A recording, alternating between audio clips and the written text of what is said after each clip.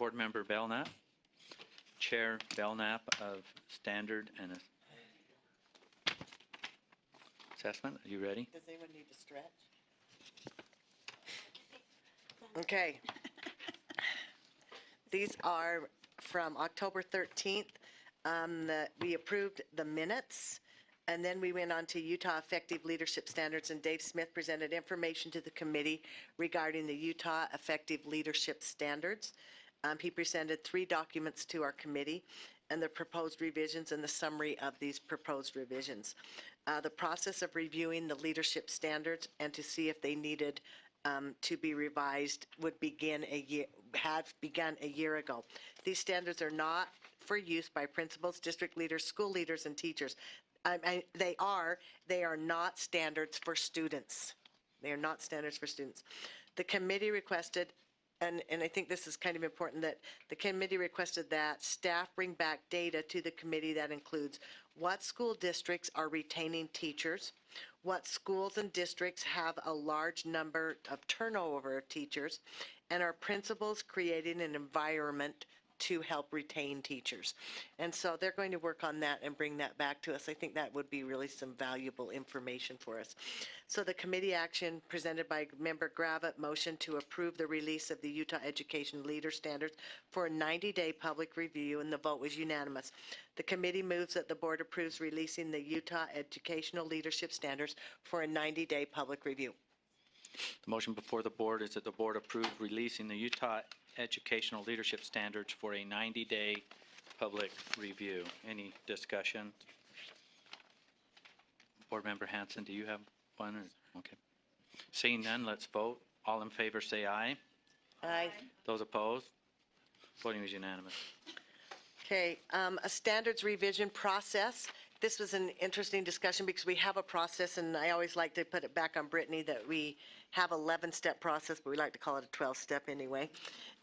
Presented information about the standards process for non-core subject areas to the committee. It would be a shorter process than the 11-step.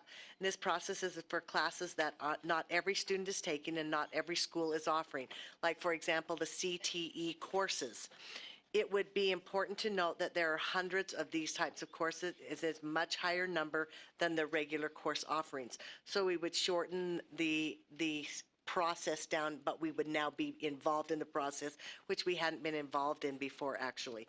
A motion was made by Member Stokes that the committee approve the standards revision process for non-core subject courses, and the motion passed unanimously. The committee moves that the board approve releasing the standards revision process for non-core subject courses. Okay. The motion before the board is that the board approve releasing the standards revision process for non-core subject courses. Any discussion? Seeing none, let's vote. All in favor say aye. Aye. Those opposed? Voting was unanimous. Thank you. And then the committee received the High School Quality Readiness Expansion Program evaluation.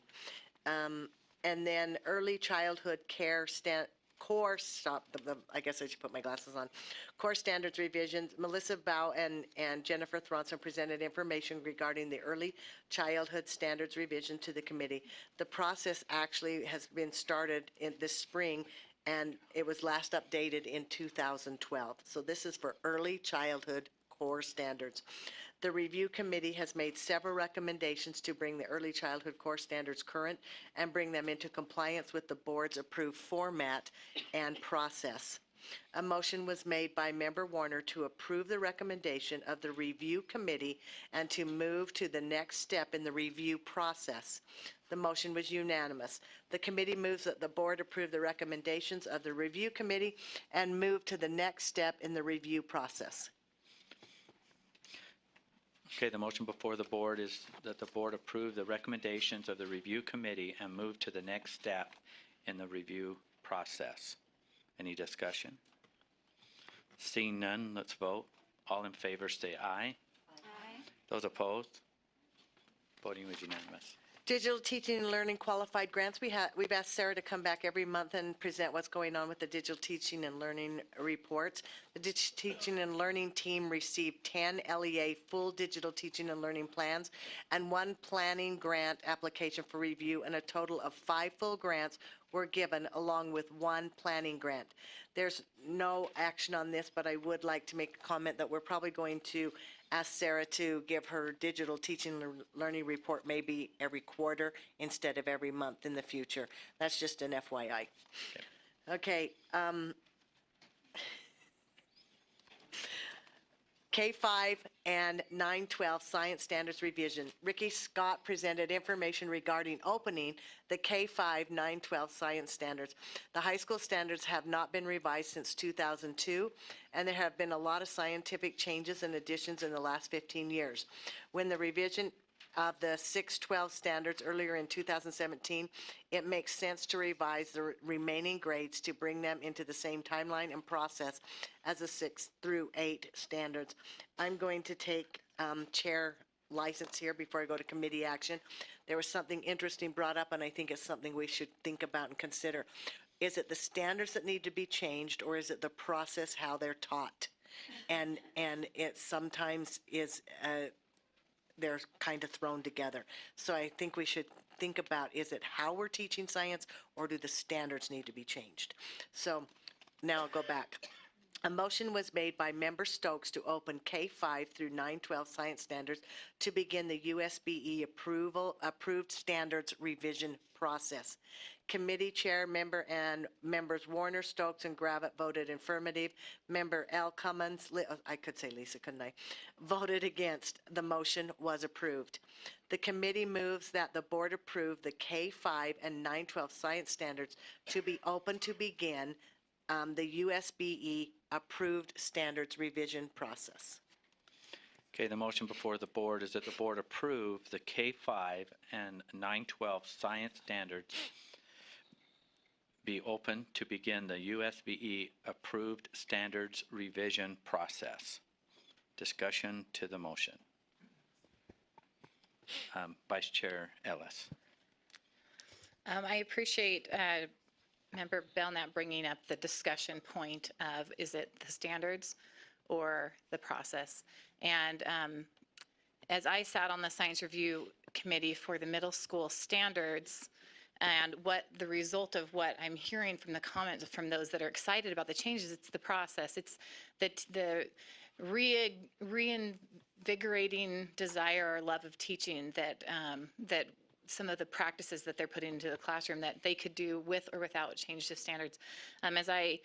Because of looking at just the middle school standards, knowing that they were just the national science standards with minor changes in some words, I looked at the entire next generation science standards from K through 12.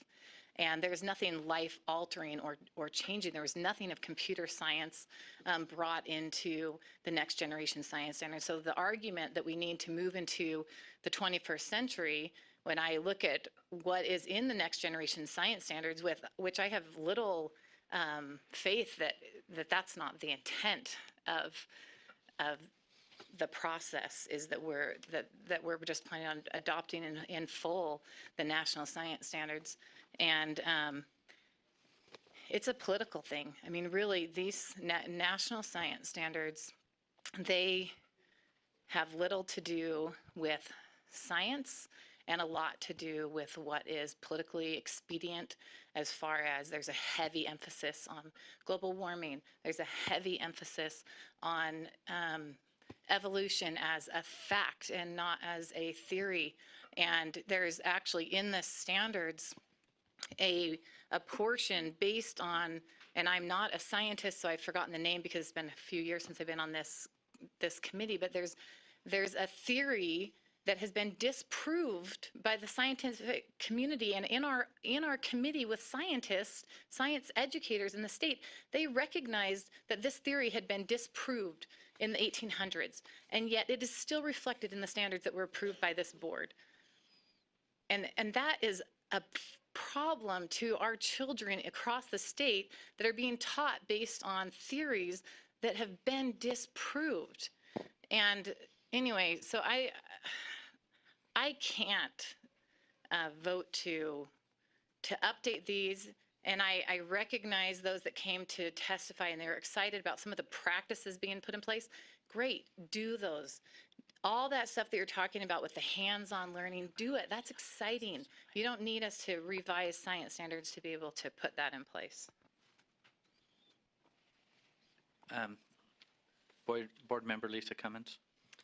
One of the questions, so there was a member of an LEA that came to speak with us, and I asked them outright, I said, are you using resources that would be aligned to the SEED standards or the next generation science standards in your classrooms today? And this was a gentleman, and I was speaking directly concerning elementary or higher or secondary ed is what I'm looking for. And after stumbling a bit, he said yes, that they were using current resources, that they were not using older resources that would be easily aligned to the next generation science standards and the SEED standards. I still voted no, because like Elisa said, I am not in favor of furthering an agenda, but maybe just teaching theory and letting both sides of the argument come out, whether it's intelligent design or the Darwin origin. So, but it's not being taught that way, and as stated by the public this morning, I think we need to be cognizant of what our children are being taught, contrary to beliefs, and discounting them as pseudoscience and whatever else they want to label it. But I think it's a very serious problem, we're seeing it clearly in the classroom already. Okay. Thank you. I know we've got some other lights on and other people want to talk, but Superintendent, can you invite whoever's here to come up? I've got some just questions on this. Looking for Ricky. The I know Jolie's out of process. town, so Diana. I'm a little, Diana, I'm finding myself a little bit confused with where part of this dialogue is going. Opening, what's the motion that came from the committee to open up the K-5, 912 science standards, to open them up and begin our process. Isn't the process the time to hear what I'm hearing now from board members?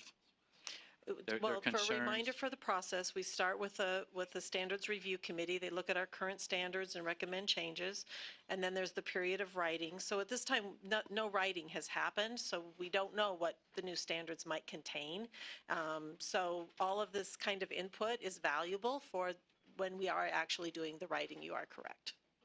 So, I have Superintendent? Yeah, I think the question is, during the review phase, when you have the committee together, one of the options is for that review committee to say, we think the standards as are should stand. We like the Yes. standards the way they are. We don't think that they need to be changed. Isn't that the That is first step, is for the committee to determine that and make that recommendation back to the board? yes.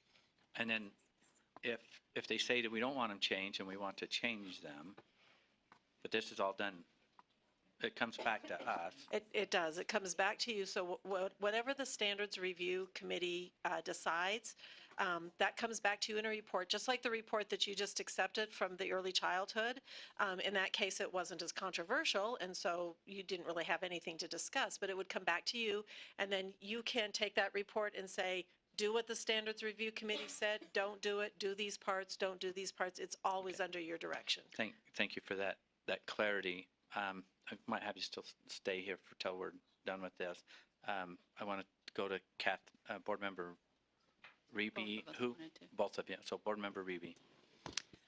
I'd like to speak in favor of opening up the standards. As our speaker today stated, it hasn't been open for 10 years. A lot has changed. I believe our students should be exposed to the most current and up-to-date facts. we have computers in our classrooms and we have televisions on the wall, and our kids are seeing a lot of the things that are happening. And when we do not address what's happening in our current situations, we are doing a disservice to our students. We need to stay relevant in our education.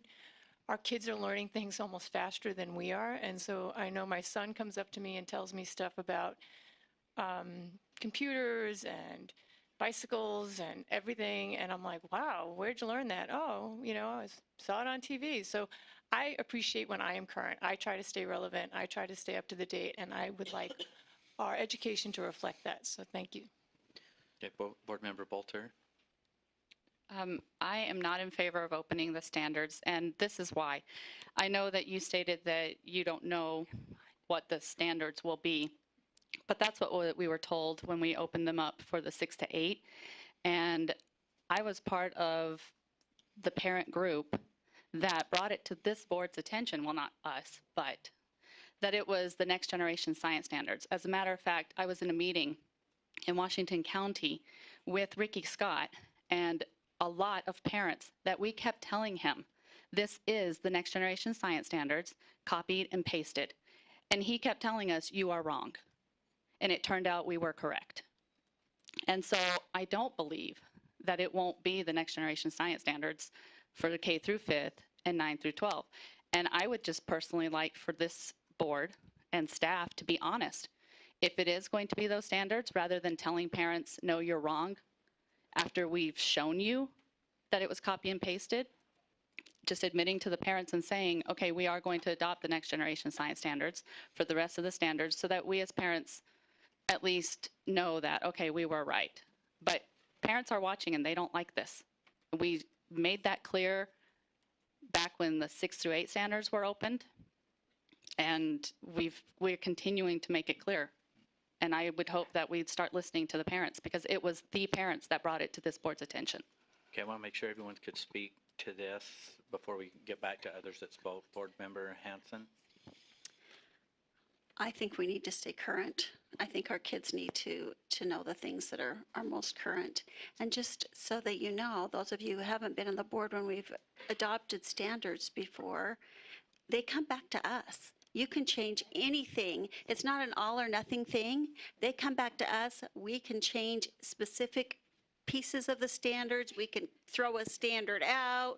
We can say we want to make amendment to this standard and change it. We've done all of those things. And so it's not, it's all up to us. These are our standards. We can do them the way we want to do them.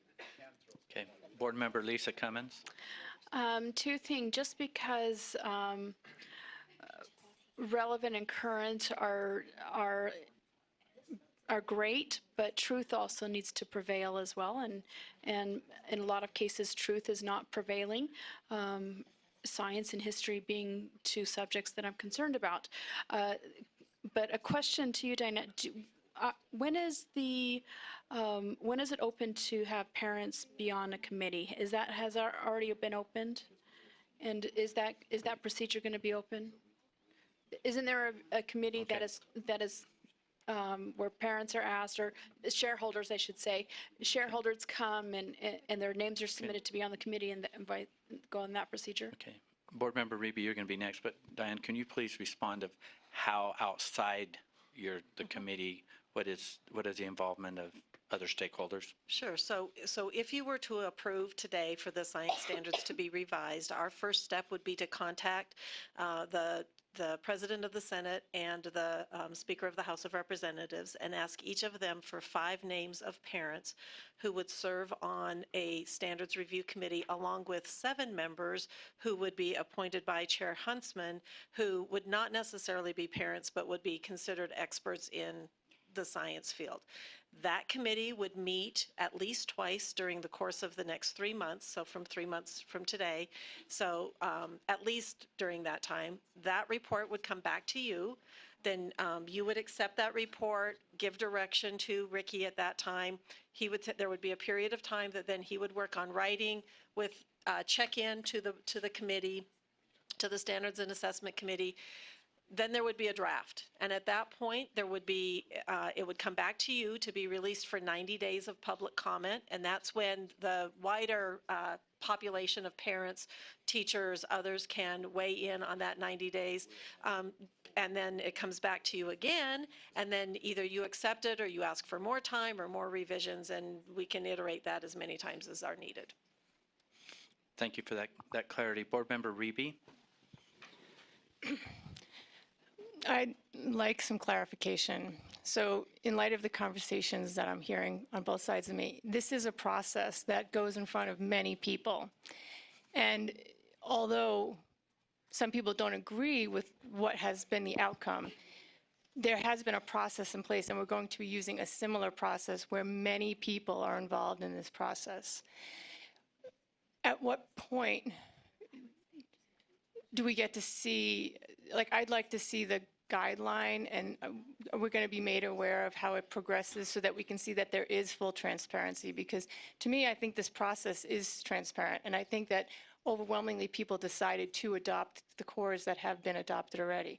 So I want to try to see if we can eliminate some of this perception that there is not a process in place. Okay. Any other questions? I'm seeing none. The motion before the board is that the board approve the K-5 and 912 science standards be open to begin the USBE approved standards revision process. So any discussion? Let's vote. All in favor say aye. Aye. Those opposed? No. Will the noes raise your hand?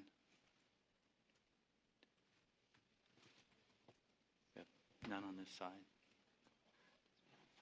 Okay, motion passes.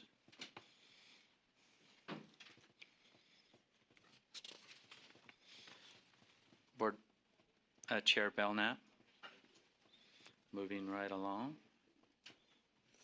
Right along, okay. Meeting the needs of Utah's secondary students in career and technical education legislative report. We received that report. Okay, oh, gotta go the other way. Okay. Dropout Prevention and Recovery Legislative Report, we received that report. Strengthening College and Career Readiness Program, HB 192 from 2015 Legislative Report, we received that report. R277920, Implementation of School Turnaround and Leadership Development Act Amendment. Tiffany Stanley presented regarding the amendment of 277920. The changes are in response to SB 234 that passed in the 2017 legislative session, as well as the ESSA, in an effort to align all the school improvement efforts into one. The committee action, a motion was made by Member Warner to approve R277920 as amended on first reading. Motion was unanimous.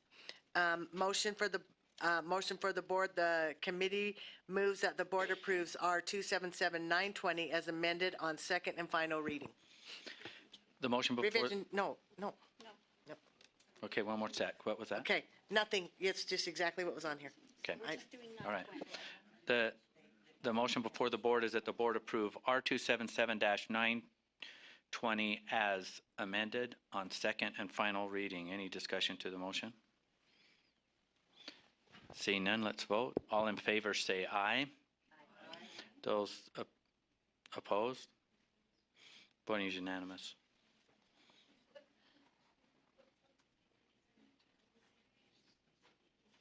You're up. Okay. Is that it? Yeah, writing assessment in grades 9 through 11. This item was tabled for further discussion.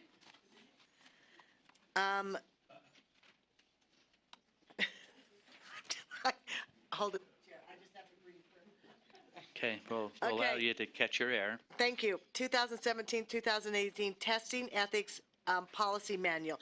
Jared Wright presented information regarding the 2017-18 Testing Ethics Policy Manual to the committee. The committee requested clarification on whether it would be legal to exempt students that are proficient in the SAGE test from taking a final test. That's a question that that's been being worked on this week in legal, and so we'll have them come to the table when you're ready, Chair. But let's go ahead and finish this, if that's okay. Okay.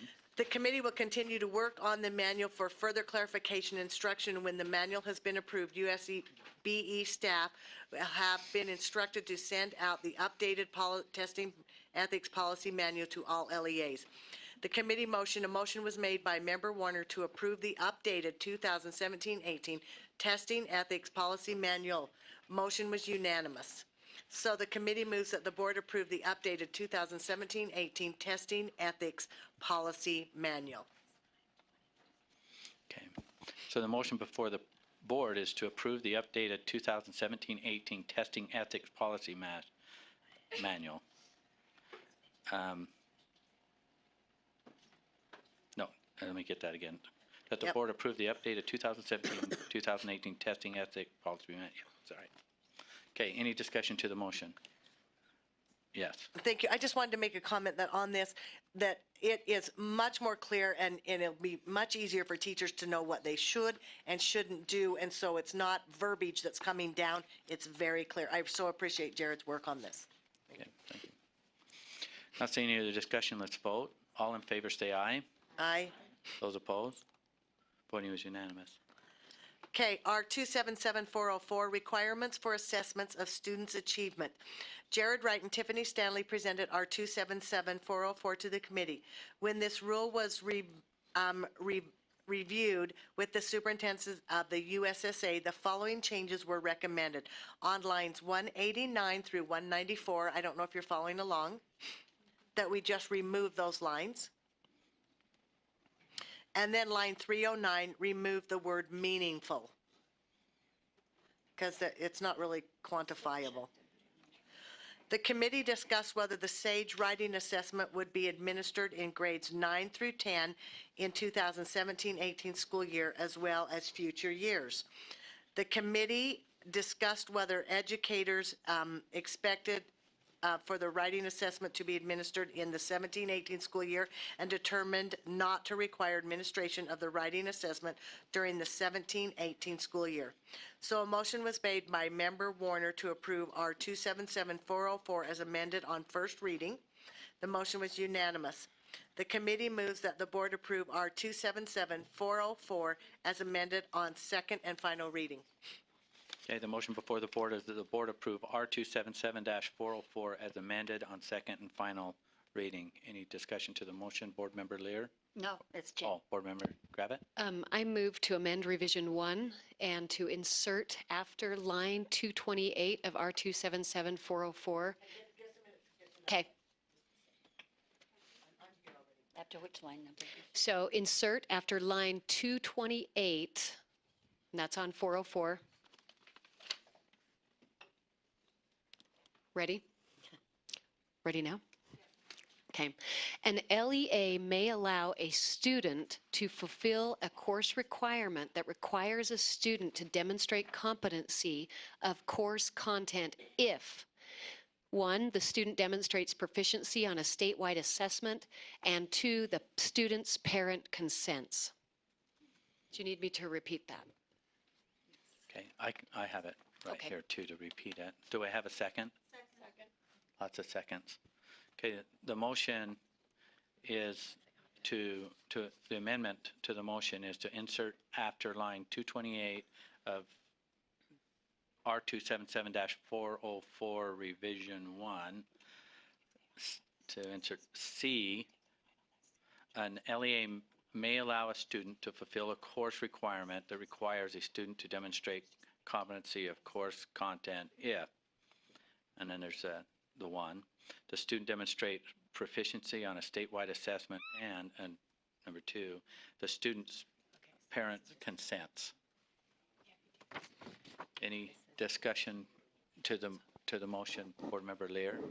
I have a question. I'm okay reluctantly with this language. I think it's a bit convoluted, but I just want a public statement or record that this means that due to parent choice and student choice, that a student and parent could allow a student test score to be one factor, one piece of student work in evaluating their competency for the course. Is that what you're intending, Jenny? Yes. Thank you. Okay. Okay. Vice Chair Brittany Cummins. Okay, so I need a little bit more understanding. So if I understand the flow of this rule, it's under II, is that correct? So it's A, B, would it be C? I, C? It'd be C-I. C and then C, then I and then So- 2. Like I and then I. Because So you're adding C and an II under under the new, BII? no, under C. Yeah, So- under So C. you're going, There's new parentheses. so A, B, so there'd be a C, so it would be above the big A, little b, or big A, big B. No. Well, yes, yeah. Right after here, right before 2, after that B, after 228. After 228. So that's my question, because if it's a C, so, okay, so it would be under big B. So the main thing that it attributes to is an LEA school or educator may not use a school score on a state-required assessment to determine. So it may not use, but then you say, so it's under 1, right? And so then it's 1 where it's saying may not use, and then now it says an LEA may allow, but it's not referencing. If a the- parent consents. But I'm Yeah, just no, I talking see about, what you're saying. I'm talking about the, Could be a print too, What we should do is notwithstanding. or just a print. sorry. Okay, so, They did look at it legally. Yes. and Why can't we can reword it again. Superintendent, do you want to speak here? So if I'm just, I'm trying to clarify what I'm hearing. So really, when you look at 225, that's really responding to enrollment in honors courses. This is a different piece that's really talking about the ability to use that for competency. So it needs to stand apart from So a print 225. too. Yeah. So print 2 maybe instead of a under 1. Yeah, Yeah. just make, Okay, did that, okay, but, Board Member Reby, or no, excuse me, Board Member Lisa Cummins, sorry. You So had it. I'm concerned about those students who don't take assessments very well, but are fantastic in the classroom with their coursework. I'm sorry. And I was wondering if a portfolio or history of coursework could also demonstrate proficiency through that to be able to go on to the next course, if that can be added into it as well. Okay, did you want to speak to the superintendent? That actually currently is the case. This rule is about, that whole section is about lines of evidence, and that specifically, this is about an assessment, but that already can take place. So I think the overall question, this whole section, But Deputy Stallings, is really about looking at placement. So this whole notion of bringing this up about competency is a different conversation. Both of these pieces Okay. are aside and apart from what you're trying to accomplish here in this rule. Because this is all about placement and honors. Okay, so I just don't want a teacher to come back and say, because I've had that situation reported to me where a student is 4.0 in the classroom, but a horrible, test taker. So I just don't want those types of students to be limited based on that. Okay, Board Member Reby? We are trying I'm just trying to clarify this.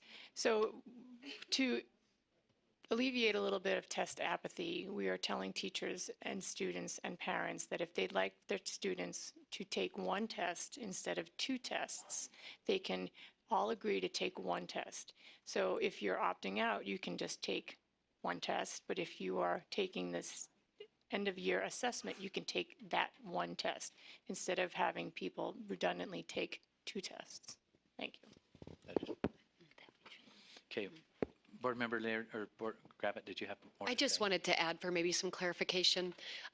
This, to me, goes along the lines of parent choice because as a teacher, I've had parents come to me and say, I want this test to mean something. It follows the standards. My students have been studying all year. Can I opt them in to have this test matter? And it wouldn't hurt any child who doesn't want this to, if they don't test well, if they opt out. It would only be an opt-in for parents to say, yes, this test can be used. So instead of my child having to take the final and the SAGE, they just take the SAGE if they can demonstrate competency, because as a teacher, ultimately that's what we're after is student learning, and we want to see if students are competent. Even if they don't take the test, I'm going to give them a different test to see if they're competent. So that's the spirit.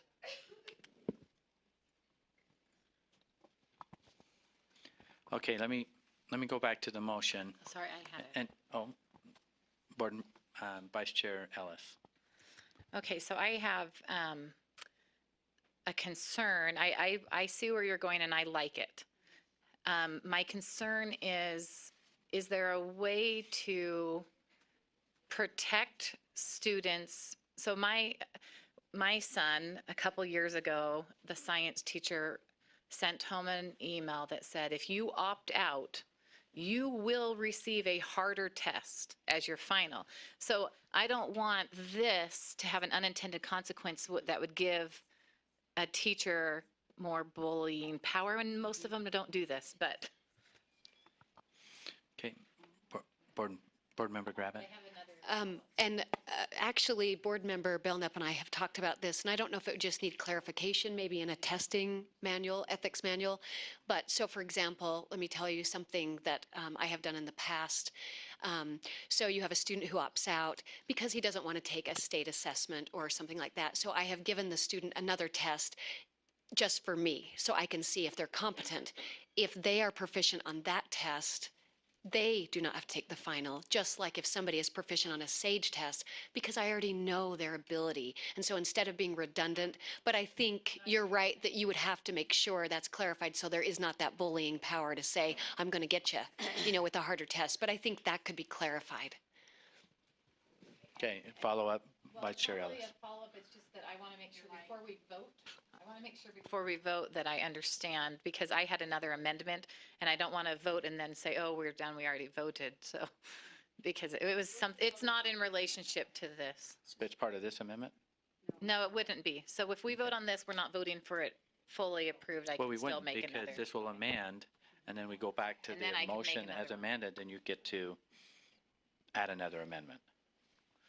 Board Member Lear. And I just want to clarify, based on Jenny's comments and sort of Elisa's, is that this doesn't have to be about an opt-in, opt-out, but it could also just be another piece of student work, a test, an assessment that the teacher could use with the parent's permission to help a student's grade. It's an extra credit, call it anything you want, which would be my druthers actually in this language, but because I don't know that teachers will understand. But there will be lots of extra credit options for all kinds of kids, but this could be one of them. Is that right, Jenny? Is that what you think? Yes. Okay. Well, the question would be, is that, I guess, Is that for what you were Angie, is that right? It shouldn't be the person, I mean, is that Well, I want technically right, the way this is being put together, and it shouldn't be, that burden shouldn't be put on the person making the motion, what's right and wrong? Right. So would you please respond? Yes, we tried to make this language broad because there are some LEAs that don't do grades, there's some that don't do extra credit, and so we tried to just be more broad and say a student to demonstrate competency of the course content to not be so specific as to require LEAs to have extra credit or grades or scoring. It's really just about, and part of this also has to do with the statutory language that also requires the board and LEAs to allow students to demonstrate competency, and just clarify that this is one way that they may be able to demonstrate competency. So it doesn't address how that's going to be used at a district or school level in their scoring or factoring, because that's very detailed and we didn't want to get too prescriptive and have unintended consequences there. That answers the Okay. question. Board Member Cummins, your light was on, then it was off. Yeah, my thoughts are going back and forth, but I just want to be extremely careful that it's not interpreted that a teacher may feel fear with school grading with this, and that be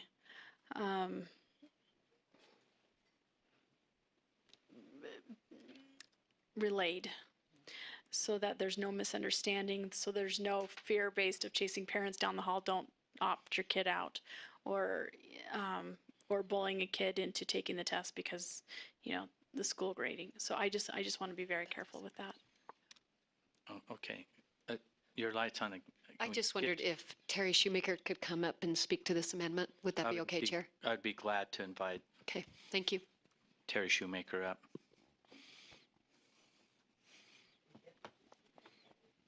Thank you for coming up, Terry. Thank you, Terry Shoemaker. I represent the school boards and the Superintendent's Association.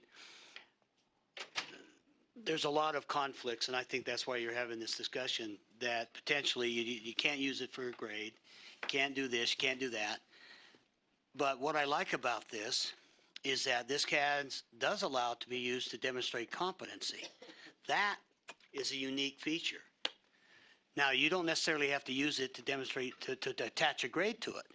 But a teacher then could then say, okay, you could, competency is achieved here by doing this. That tells a teacher a lot. That's actually a greater law in my mind than a grade. And would love to see that headed in that direction in lots of ways, but that's a whole nother conversation. But for teachers, I think rather than give them another test to give the child, this would really be incredibly less burdensome to them in my mind. How it will be applied across the state, we're going to have some conversations about. We need to make sure they understand that grades cannot be used, because that's still in the statute. And we'll have to make sure they understand that this isn't about coercion. This is about an opt-in. So there's going to be some work that has to be done with that. But to be honest with you, we have the bigger problem is the opt-out right now. That's the big elephant in the room. And there are reasons that families are opting out because they don't see meaning to this. If this helps create greater meaning, then I would think we would be in favor of it. Okay. Thank you. Let me bring us back to where we're at here. The original motion was that the board approve R277-404 as amended on second and final reading. The amendment to the motion states, insert after line 228 of R277-404 revision 1, under that C, an LEA may allow a student to fulfill a course requirement that requires a student to demonstrate competency of course content if, like I, some of us like to refer to it as a 1 because it's easier. The student demonstrates proficiency on a statewide assessment, and then the next line to double I, the student's parent consents. So that's what's before us. Okay, you have a question on clarification? Yeah, and maybe Angie, you can answer this. Is the original motion as amended, is that revision 1? Okay, thank you. Which is Chair, I have that. revision 1, which includes this. So we'll call it revision 1. I know. Yeah, which includes What it. about the amendment? Revision 1 is what's amended, and then they're amending when Terry was talking. That we're That's an amendment to. amendment to I want revision to talk 1. about that. Sorry, Terry made me. Yes. Okay. Vice Chair Ellis. I apologize, but Terry brought up something that made me think about this in a different light, because we aren't supposed to be using the SAGE for grades, and we're also not supposed to be rewarding or punishing. And so if a student that were to opt out was required to take a final exam that was graded and put on their grades, and a student that was not opted out was able to take this singular test that was not put on their grade but showed proficiency, then by default, we would end up punishing the students that opted out because they would have to take a test that was graded when students that were not, and that would then be violating the statute. Can you see that argument? Yeah. Okay. Okay, Angie. So, want me to say something? Okay, will you please speak to that? So what we have in statute, and part of the reason for this amendment results from a research request that the Standards and Assessment Committee made of AAG Dave Thomas. And of course, the two of us have been working on this together. The question was whether students could opt in to use the end-of-level assessment or the statewide assessment. They could opt into taking that to demonstrate competency. And that is what the language states. In statute, there is that language that says an LEA may not include a student's performance on a statewide assessment in the grade or to determine if they're going to move forward. That is like a protection for the student. So there's kind of two theories, and I didn't know how much in detail you wanted us to get into because as lawyers we're wordy, and I apologize, I'm a very verbal person, so I'll try and be as succinct as possible. There's two issues. Number one, that provision in statute is a protection for a student. The student wants to waive that protection, and actually, if you ask AAG Dave Thomas, we can make an argument that actually the student could opt into allowing it to be used for the grade, even because it's a protection for the student can waive that. But the way we decided to address this is there are provisions in statute that require you as a board to allow students to demonstrate competency, which is different than a grade. You know, demonstrating competency doesn't always result in a grade. And so if you look, you have conflicting statutes and code, and even in the parental section itself, in, I apologize, 53A 15-1403 in subsection 7, it says that the State Board of Education shall establish graduation requirements that use competency-based standards, then allow a student to earn course credit towards high school graduation without completing a course by testing out of the course or demonstrating competency in course standards. So we've got conflicts in code where you've got Everywhere. opting out, and so in order to clarify conflicts in code, this is our attempt to say, yes, students have to be allowed to opt out. They can't be punished. But students may also opt in and demonstrate competency, which is also a parental right described in 1403. It's also a requirement of 53A 13-108.5, which requires the board and LEAs to accept different ways of demonstrating competency.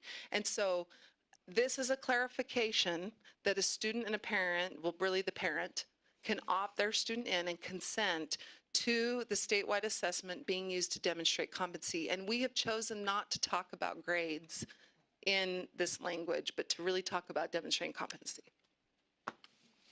Follow up. I would like to see some language written in there that parents that choose to opt out, if a teacher forces them to take a final, whereas students that were not that are opting into this did not have to take a final, that it could be used to show competency but not go on their grade, because then we would not be punishing them for opting out. So you could use that same argument that they show competency, but it shouldn't be a final exam that then's going on their grades if those that are only taking the singular test did not have to do so. That's why I think the competency makes it worse. Okay, Board Member Lair. I think this is why I didn't prefer the competency language, because it's a little bit twisted, but I can follow your logic, Elisa, kind of. But I also feel like if we have those kinds of phrases in there, we are micromanaging at the very most local level. Right, but I've seen too much bullying No, wait a second. happening. I get to finish my assignment. And I've seen too much useless test taking that wasn't been able to use in a positive way. So my druthers would be to stick with the simpler language that I can live with the competency language, and then do training with teachers so that because putting it in a rule without their coming along and understanding what the point is pointless also. So I would go with the simpler language of the rule, commit to training, which we could always do a lot more of on a lot of different topics, may I add, to help teachers understand what they're supposed to do along these lines, and by the way, the grade part of this is in the rule. Effective student grade is in the rule.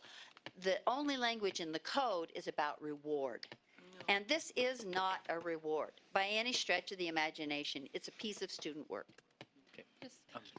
Board Member Bolter. I just wanted to clarify. So the SAGE test, they take it, and then they demonstrate competency, but there's nothing put on the grade, right? On their grade. They've just now demonstrated competency, and there's nothing on their grade.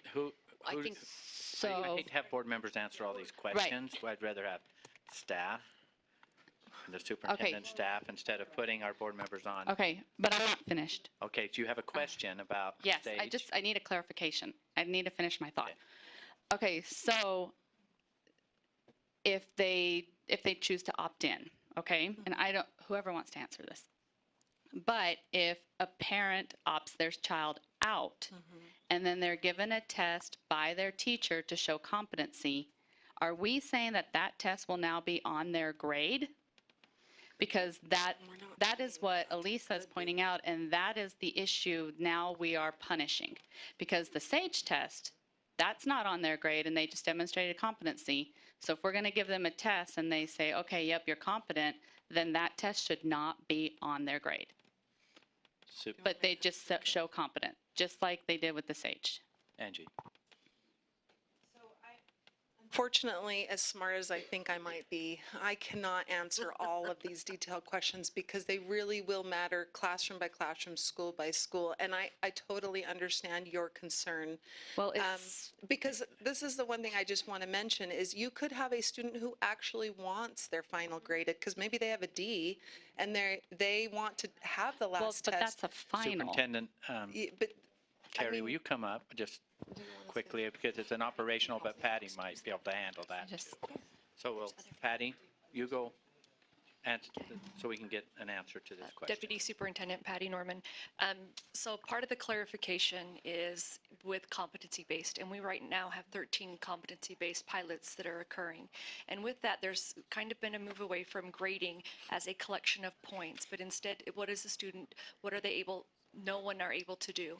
And so this reflects that change in that paradigm shift, that shift of thinking, how can students demonstrate what they know and what they are able to do? And so that's kind of where this is going along. So the grading part is the letter that goes along with it, which this is not trying to achieve. This is trying to say, I can demonstrate competency through a performance. I can do it through a written assignment. I can do it through this test. And once I've demonstrated competency, I can move along so that I don't have to move perhaps lockstep with the class anymore, but I can differentiate as a teacher that instruction in different ways.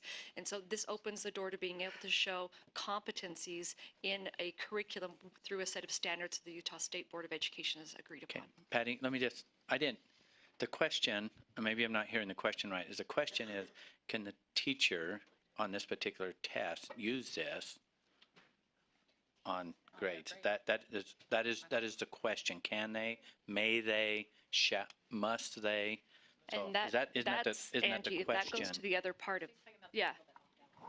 Yeah, and so I didn't hear the answer is, Yes. can it? Yeah, so can you rephrase the question? I apologize. Okay, the way I understood the question here and the concern is, with this, can a teacher use this test on a grade? And it's not the same test that everyone else is.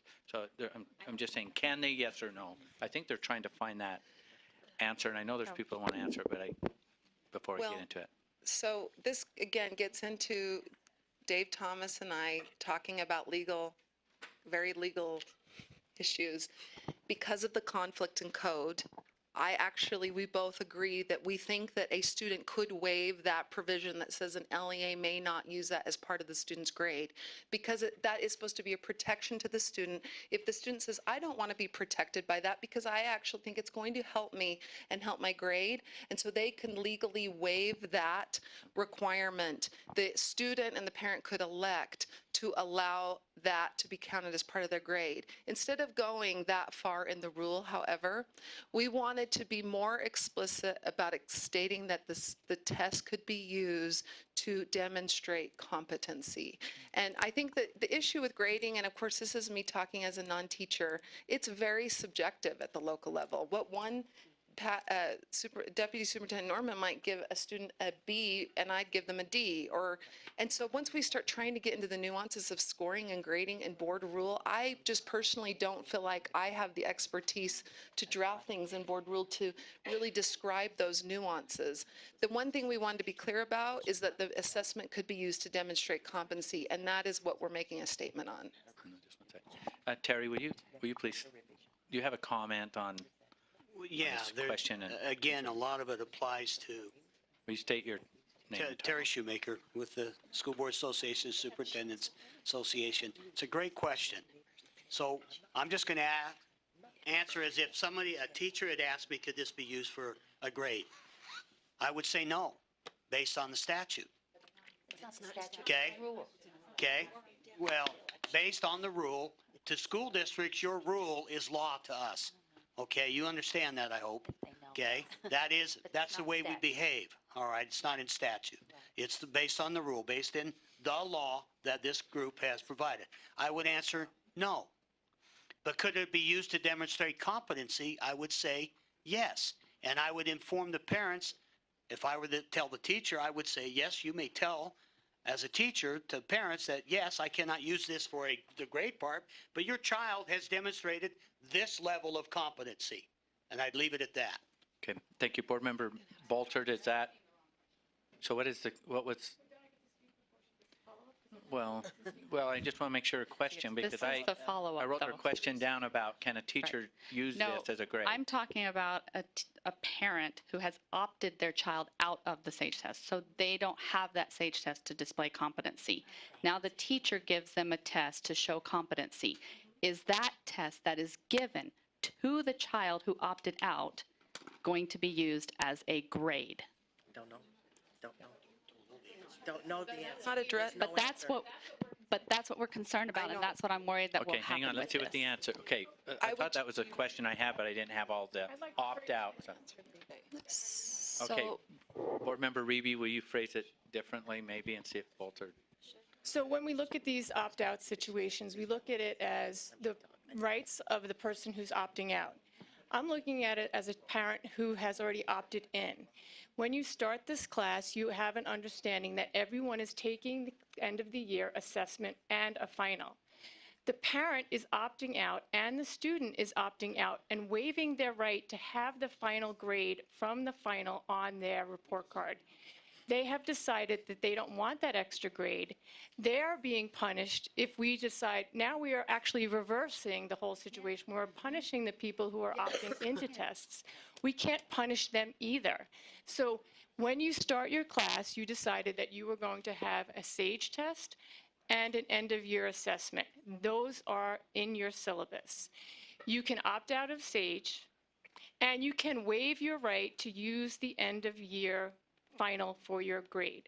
So these students who are opting out of the end-of-year test are not waiving their right to have the last grade. The people who are opting out of the test are waiving their right to have the last grade put in their grade book. It's not a punishment. We shouldn't be punishing the people that are opting into the test. These people have decided that they are waiving their right to use their last grade. And I think if we look at it in that way, we are being fair to the people who are opting in. Because if you look at a lens from a person who's opting into end-of-year testing, you are now punishing my child or the student that decides not to take the assessment that is in addition to the other test.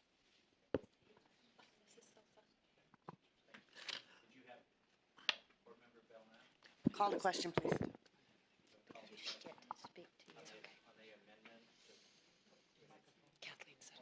Okay, so we're going to end debate. All in favor say aye. Aye. Those opposed? We have one nay. Okay, we're going to vote on the amendment. Oh, call the question. You know my vote. Okay, the amendment is to insert,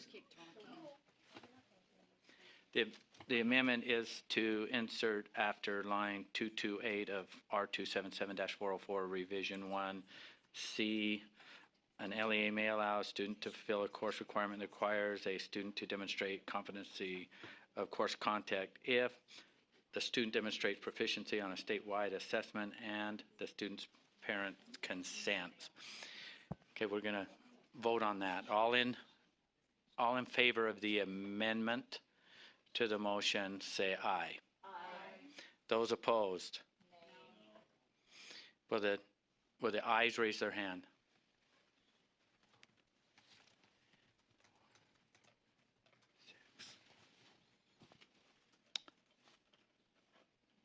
We only have 6. What's that? Okay, raise your hands again. 1, 2, 3, 4, 5, 6, 7. And I'm a no. What? Go ahead. Hold it. Let's raise your hand again, please. 3, 4, 5, 6, 7. Is that what you have? Yeah. And I'm an A. Okay, motion fails. Okay, back to the original motion, which was to approve the updated, or no, here we go. To approve that the board approve R277404 as amended on second and final reading. Board Member Belknap. May I make an amendment? Yes, you may. I just don't want you to shoot me down here. Okay, I would like to stay with the original motion. However, I would like to also add that this be brought back to the Standards and Assessment Committee to work on this opt-in option and the verbiage that we could add to it. Second. Okay,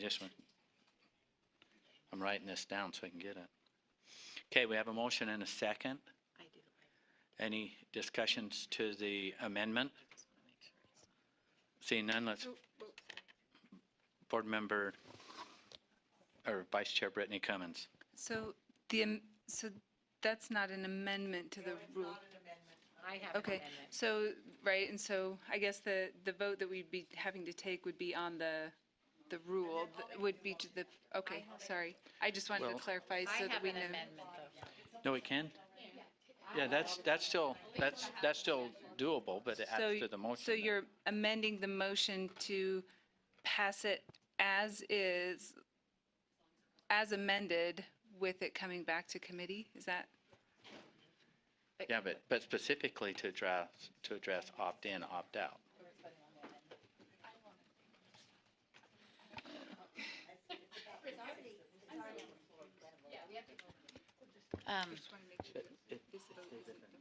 Right, me too. Yeah, it needs to stay as an amendment. So the amendment to the motion is to add that it's brought back to committee to address the opt-in and opt-out.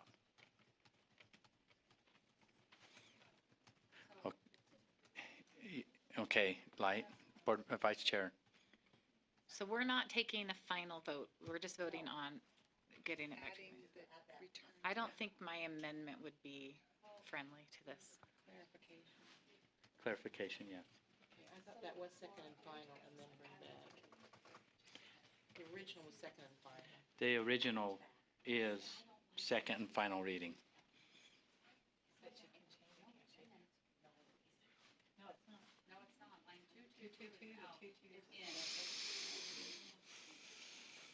Okay, let me go back to the original, so we just keep this clear, that the board approve R277-404 as amended on second and final reading. This is what came out of committee.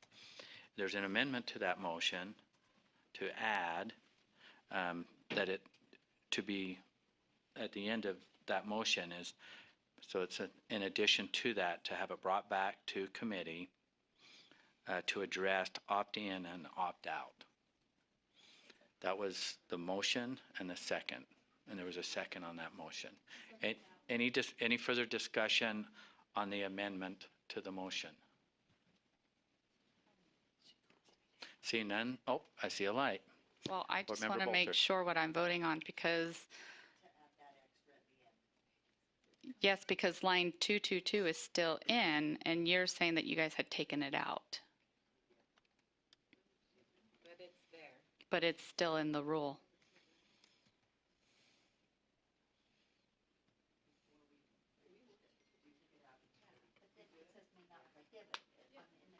Right, so It it's said extremely remove lines. conflicting.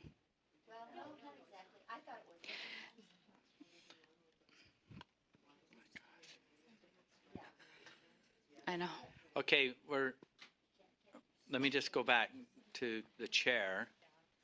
Is the rule as written here what came out of your committee?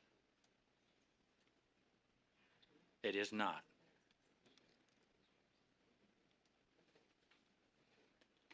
But that's what's before us. So the cleanest way to clean this up is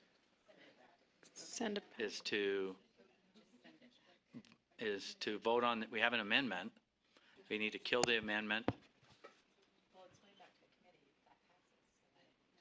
Well, it's still going back to committee, but it's still in there. It's not out yet. I don't either. So you can amend the amendment to have that out.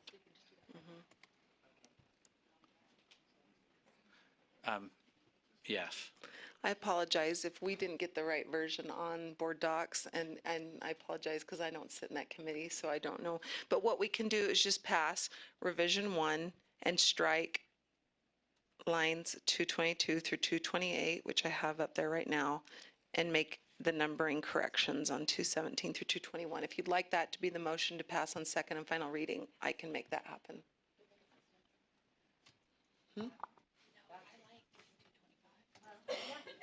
Okay, Board Member Lear. I just want to be clear. I think I'm getting more confused by the moment. So if you strike 222 through 228, then there's no language in there about how this would affect a teacher using this as a line of evidence, either for or against, right? That's correct. That's correct. Well, that's, but I can't, and I can't support striking part of it and not all of it. I can support striking all of it, but I think we're doing a disservice to Okay. parent choice. Okay, let me just reel this in really quick, because I'm hearing on the discussion and we're walking all over into this, turning this into a debate. Okay, we have a motion. If we want to turn this back to committee, and that we have an amendment to the motion on the table, we need to kill it, kill the motion, and kill everything, and it goes back to committee. Oh, what's that? But it's on the table, so we have to deal with it. We have to deal. Voting on something that wasn't right? Right. That is correct.